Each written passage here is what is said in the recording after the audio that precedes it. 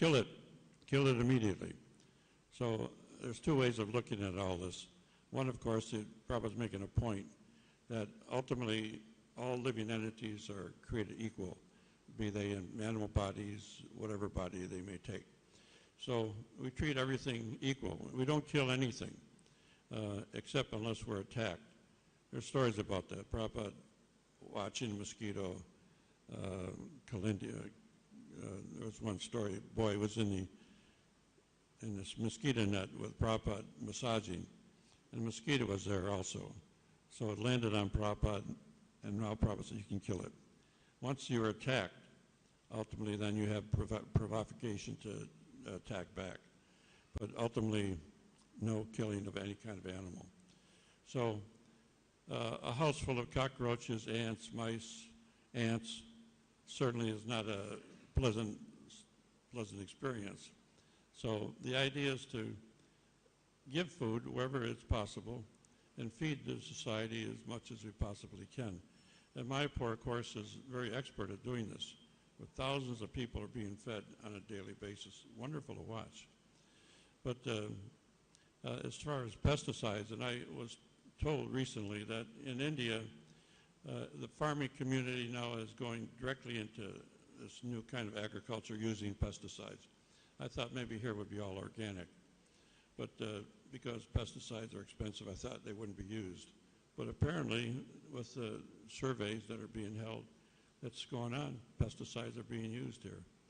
I hope in Mayapur they're not, but ultimately, pesticides are like detrimental to the whole society. Because ultimately, when rain comes, you know how the living entity comes? Anybody knows how the living entity arrives here? It comes in bubbles. There's a clue. It comes in rain. Every time it rains, there's millions and billions of living entities descending out of the sky. And so this is the way demigods come. This is the way all living entities take their birth in the material world. You come as a bubble in a raindrop. If you land in the right place, ultimately you're taken in as grain, taken and consumed by a Brahmin, and ultimately a Brahmin makes an attempt to have children, and a son, daughter is born in the movement. So next time it rains, think about that, how many living entities are coming out of the sky. It's amazing. The whole creation is so amazing that only the Supreme Lord can do it. You can't even dream or conceive of a design, such an amazing kind of an experience that happens in front of our eyes daily. And the more you investigate, the deeper you go into, you use a microscope or if you look at the stars, I mean, everything is amazing, just absolutely, simply amazing. How can there be no intelligent design? And that's what happens in society today. There's so many atheists. I met one, and I said, I'm so happy to finally meet an atheist. And so I just tore him to pieces. And there's nothing he could do to counter the philosophy. So if you meet an atheist, don't have any mercy. Just go after him, because there's no reason that you can't believe in God when God is evident in everything that moves and doesn't move. And so he had a big book with him. It was a massive book, big one, big book with a black cover, and the red on the front cover, it was Who's Who in Hell. And so he was in the book. And so here's a whole society of people who, they take pleasure in being atheistic and hellish in their mentality. I can't even understand how anybody can think like that. When you're just on a daily basis, you see, everything that happens within society is just so marvelous that you can't even understand how somebody can not believe in God. And so, but Prabhupada in his last days, when the first conference was held in Vrindavan, and scientists were invited, Prabhupada was so pleased by that, because ultimately his arch enemy is the scientist. And Srimad Damodar was many tapes that Prabhupada just tears him to pieces like a whipping boy, because he represented a scientist. And so Prabhupada loved Srimad Damodar, and he talked about that at great length, how much advanced he is and how intelligent the boy is, and what an opportunity it is now for a scientist within our ranks. And the BI was formed. And so the great arch-enemy scientists now are being clobbered within our society by people with, in our BI. And so ultimately the preaching goes on, even when it's just, like Prabhupada said, when you're in communist countries or when you're in a place where there's no intelligence, just prasad and kirtan, no preaching. Just give the basic fundamentals, and ultimately you find out that there is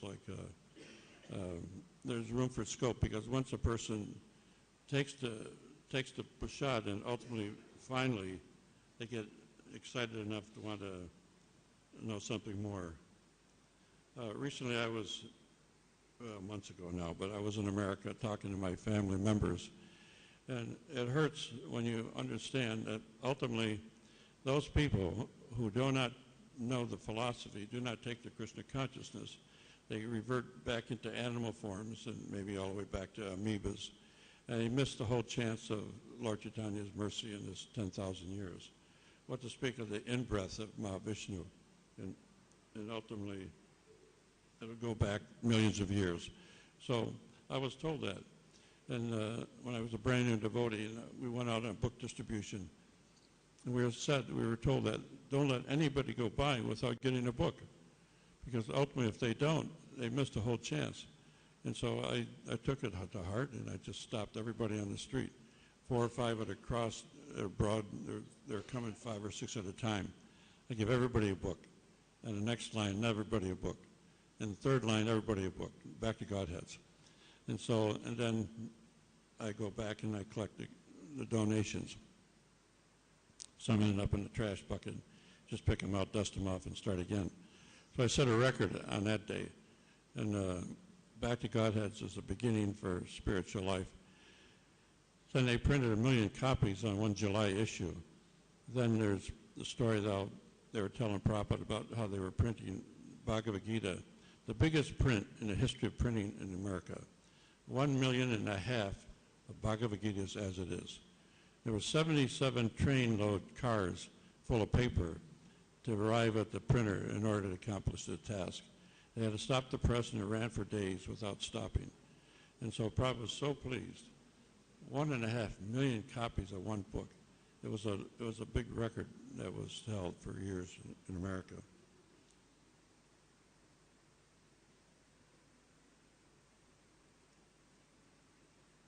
So I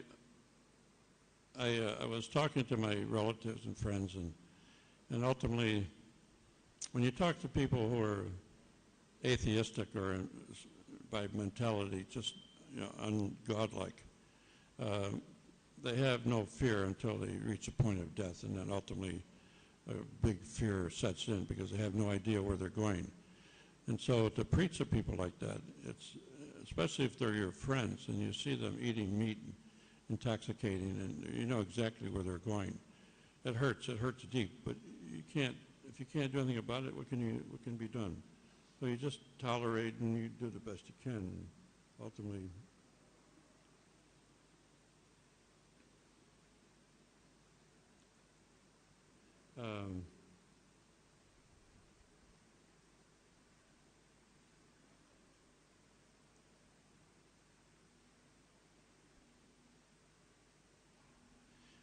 I'm going to tell a little story that is pertinent here.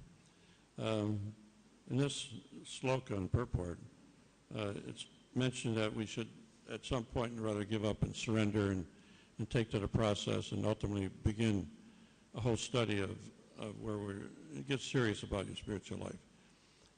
I may have mentioned this before, but I had a dream, and Prabhupada came in a dream. And so he woke me up in a dream, but I was still asleep. And he says, okay, now it's time to get serious about your spiritual life. Okay. So I woke up, wrote it down, everything that happened in the dream. And I went back to sleep. Then he came again. Only this time he's got a big, huge plaque, a marble, big, huge plaque, a sheet of marble, the words carved on the plaque in Latin. So he said, do you understand Latin? I said, well, yes, sure, Prabhupada, I know a little Italian. Almost the same. So what does it say? Carved, chiseled in stone. Get serious about your spiritual life. So twice. Then he said to somebody sitting next to him,